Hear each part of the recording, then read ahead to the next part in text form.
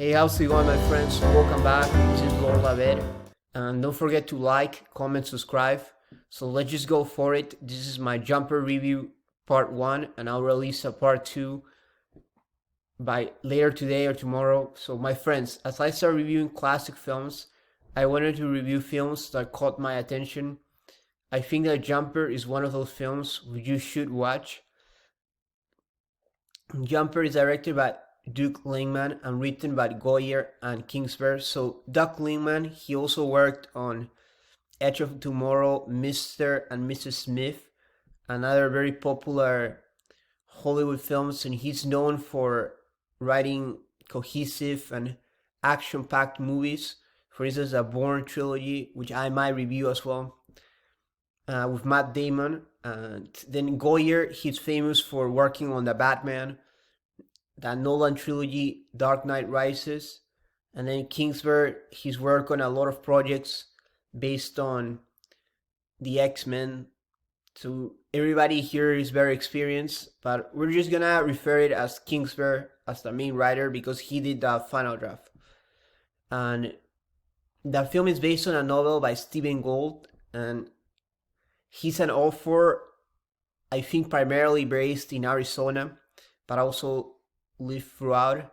And he wrote his novel and Jumper, and it's similar, but there's a bunch of changes. And the novel was popular and then got adapted.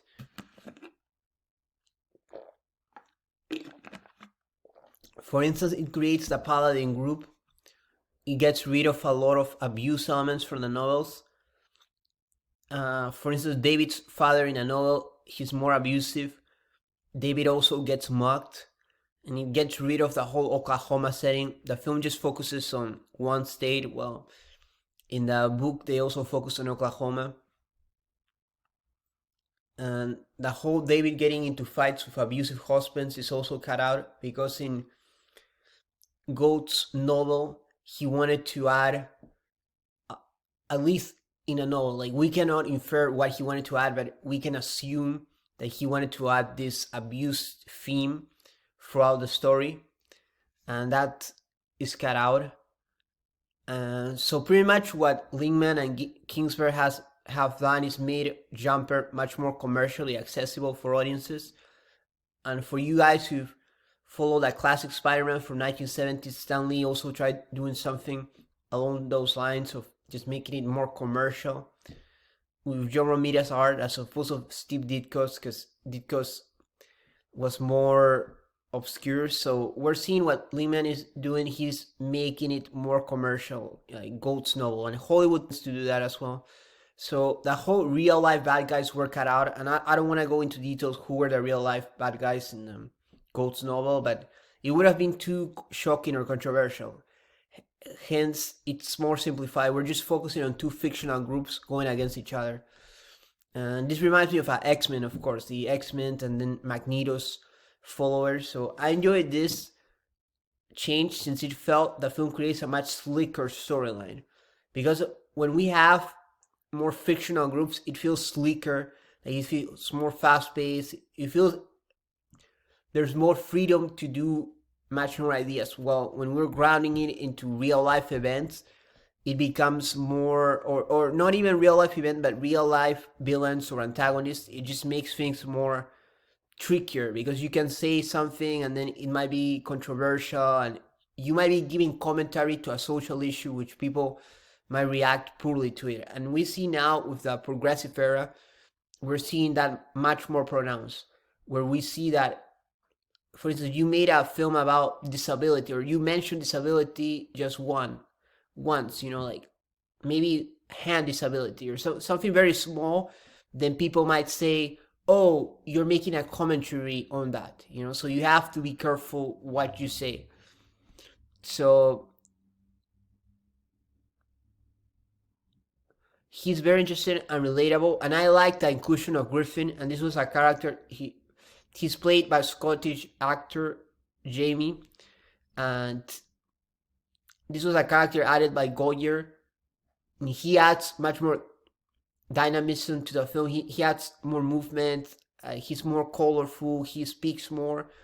well, Hayden tends to be much more stiff, so he's very interesting and relatable.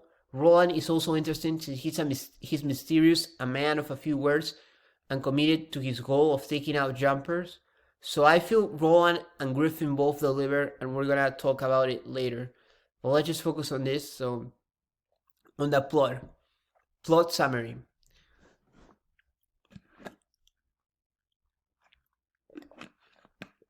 So David, played by Hayden Christensen, discovers that he has this teleportation power. He uses his teleportation powers to live a luxurious life, fancy dinners, and travels around the world. However, since David stole the money, because he stole money in order to live that luxurious life, these secret organizations are after him, especially Roland, who is a paladin and dedicates himself to hunting jumpers. So there were a bunch of organizations, government organizations going after him, but afterwards it's only a fictional one, the paladin group, which is definitely after him.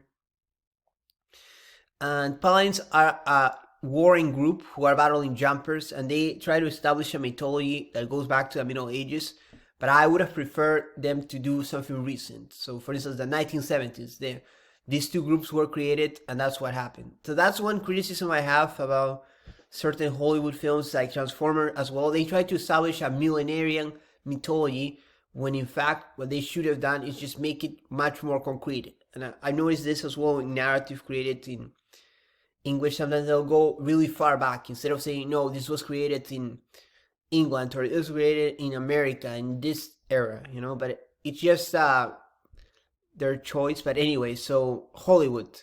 So anyway, paladins are a warring group who battle jumpers, and Roland takes out David's dad. So David has a girlfriend, and we see her since the beginning of the film, and she is very protective of him. But then, since David moves from their small hometown to the big city, she sort of forgets about him, but then he comes back, and then they become a couple, David and Millie. And Millie is also in the Stephen book, so she's based on the book. And David keeps his secret identity from Millie, and then Roland takes out David's dad. Like, Roland is after David and is willing to do anything to get him. In the meantime, David befriends Griffin, another jumper. Griffin and David become somewhat friends and decide to team up. And this is a funny conversation that they have, and Griffin steals a car, and then David goes in a car, and then they have all these discussions about their background, their families. And despite this, Roland captures Millie, and David has to turn on Griffin to go after Roland. So David is also very much more narcissistic. He's focused on himself and his own goals. He's similar to James Bond. If James Bond was, instead of working for a spy organization, just had the powers and was doing whatever he wanted. And there's a discussion a disagreement between David and Griffin. So David has to turn on Griffin because Griffin plans on taking out Roland and all his squad with Millie in the building. So David doesn't allow it, and they fight each other. And I like that, and I feel the film would have been good enough just between the two of those guys. So then David defeats Griffin, and he also defeats Roland. And so the film ends with David finding his mom and realizing she's a paladin. So you guys see how I said a mouthful, like I'm saying a lot of things. The reason is because the film is coherent in a first and second act until David and Millie arrive in Rome. That's when a film starts getting cramped and too many things happen. We are introduced to Griffin, and we're also introduced to Roland, and then we're finally introduced to David's mom. So it's too many characters to focus on. Instead, we could have just focused on Griffin and leave the emotion with Millie, which I felt that was a relationship which wasn't explored to the extent that it could have been. But anyway, guys, so let's move on with the plot. I think it's fine, but I would say the first 2/3 are strong, but then by the third act, it all misses a bit. So cinematography. I enjoy the camera of Barry Peterson. For instance, the way he captures Rome beautifully. I thought the Colosseum scene was very interesting. At first we couldn't visit it, but then we see David sneaking in. On the cinematography front, I don't have many complaints. I also liked the watch imagery that is used when David is standing on the clock tower. He goes up into a clock tower, and it's very beautiful imagery where it's a shadow play. David is in shadows, and then the watch is illuminating with strong light, so we see this shadow play, and this is like a Joy Division reference because they have a song similar to that. I don't think shadow play means that, but I'm just saying it because we could use that word to describe what kind of imagery it is. So the film ends. So then another very much image is a huge wave that Peterson captures. So when David becomes a millionaire, he just enjoys life. He goes picking up girls in bars in Ireland and in London, and then we also see him, probably Dublin, we also hear him surfing, and we also see him having a very nice apartment. So he's living the quote-unquote high life, and Peterson's cinematography is very lush, very vibrant, and captures all of this very well. And so if we go back to the idea of a Colosseum, and to me this is a key scene because up to this point Millie, she just reconnected with David. He invites her to a trip to Rome, and then she doesn't trust him that well, but then David encourages her to sneak into the Colosseum, and she's reluctant at first, but then she trusts him, and I feel this trust creates a chemistry between them. It feels like, whoa, these guys are doing this daring adventure together. You know, it gives you romantic vibes, or it makes us as an audience buy into their relationship, and I felt this was well done, and I feel that was the peak, the zenith point of the film, and that's when it feels, when all the ideas start cramming down and things start going downhill. But I feel up to that point the film was great because the premise is great, the ideas are good, the characters are likable, and then they just try, in the third act, the creative team just cramps too much. So then now some of my criticism, guys, and remember this is a two-parter because I'm taking my time explaining, so make sure you subscribe and wait for the next video. So the acting was too stiff from the leads. So Hayden unfortunately does not deliver on the acting front.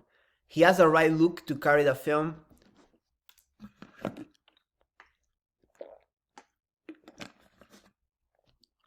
But when it comes to acting, he stands there and doesn't talk too much. Like some critics has mentioned that David is tall.